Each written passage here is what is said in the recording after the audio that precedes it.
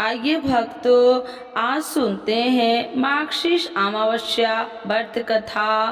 तो एक बार बोलिए प्रेम से शिव जी की जय, माता पार्वती की जय, गौरी पुत्र गणेश भगवान की जय। हरियाली अमावस्या व्रत कथा।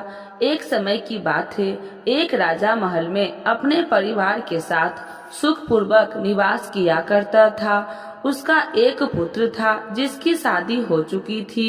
राजा की पुत्र वधू ने एक दिन रसोई में मिठाई रखी हुई देखी तो वह सारी मिठाई खा गई। तब उसने पूछा गया कि सारी मिठाई कहाँ गई, तो उसने कहा सारी मिठाई तो चूहे खा गए। यह बात चूहे ने सुन ली और वे इस गलत आरोप को सुनकर अत्यंत क्रोधित हुए। इसके बाद उन्होंने राजा की बहू को सबक सिखाने का निश्चय कर लिया। कुछ दिनों के पश्चात महल में कुछ मेहमान आए। चूहों ने सोचा कि यह अच्छा मौका है। राजा की पुत्र वधू को सबक सिखाने का बदला लेने के लिए चूहों ने बहू की साड़ी चुराई और उसे जाकर अतिथि के कमरे में रख दी।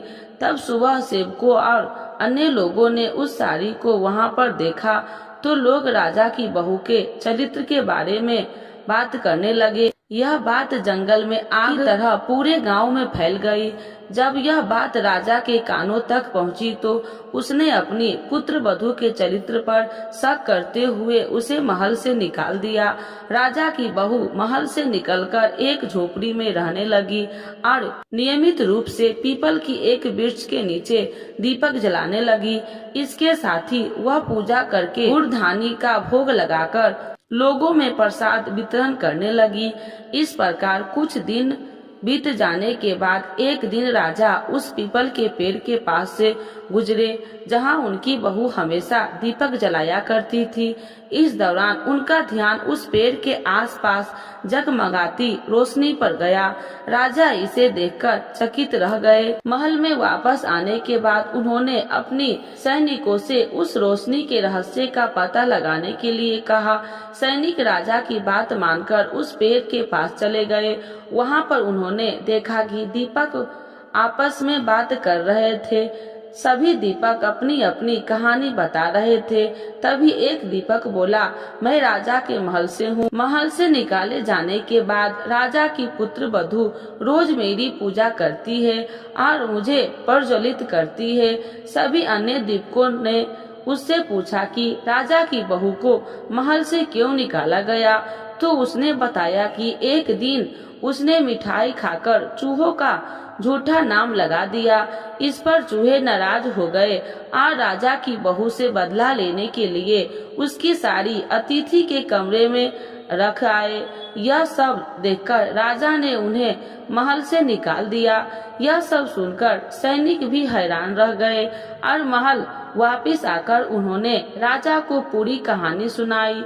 यह सुनकर राजा को अपनी गलती पर एहसास हुआ और उसने अपनी पुत्र वधू को महल में वापस बुला लिया। इस प्रकार पीपल के पेड़ की नियमित पूजा करने का फल राजा की बहू को मिला और वह अपना जीवन आराम से व्यतीत करने लगी। तो एक बार बोलिए प्रेम से शिव जी की जय, माता पार्वती की जय, गौरी पुत्र गणेश भगवान की। मार्गशीर्ष अमावस्या 2024 अघन अमावस्या पर जरूर करें ये 4 काम, मिलेगा सुख समृद्धि का आशीर्वाद। मार्गशीर्ष अमावस्या को अघन अमावस्या के नाम से भी जाना जाता है। हिंदू धर्म में इस दिन का बड़ा महत्व बताया गया है। इस साल मार्गशीर्ष अमावस्या 1 दिसंबर रविवार को मनाई जाएगी।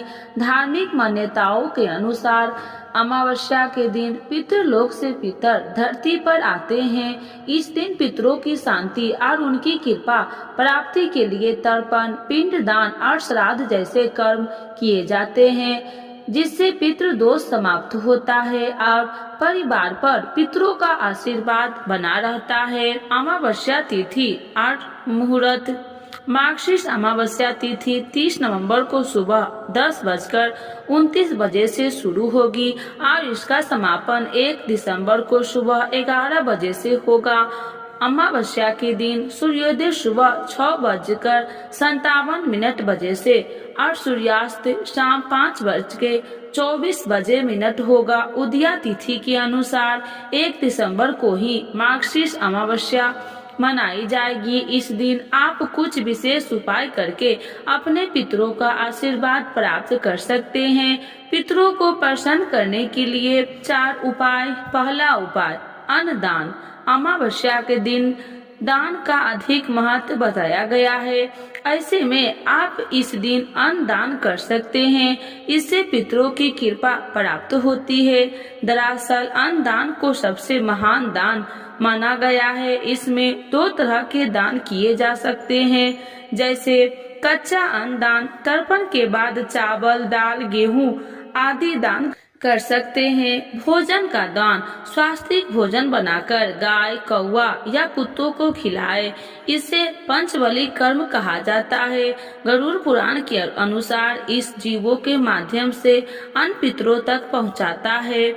दूसरा, दीपदान। शाम के समय मिट्टी का दीपक जलाकर उसमें सरसों का तेल डाले और इसे दक्षिण दिशा में रखे। माना जाता है कि दीपक की रोशनी से पितरों का मार्ग प्रकाशित होता है, जिसमें वे प्रसन्न होकर आशीर्वाद देते हैं। तीसरा, गौ सेवा और तुलसी पूजा। अमावस्या के दिन गाय की सेवा और तुलसी की पूजा करें। इसमें न केवल पितरों को संतुष्ट मिलता है, बल्कि यह परिवार में सुख, समृद्धि और धन की वृद्धि भी होती है। गरुड़ पुराण का पाठ।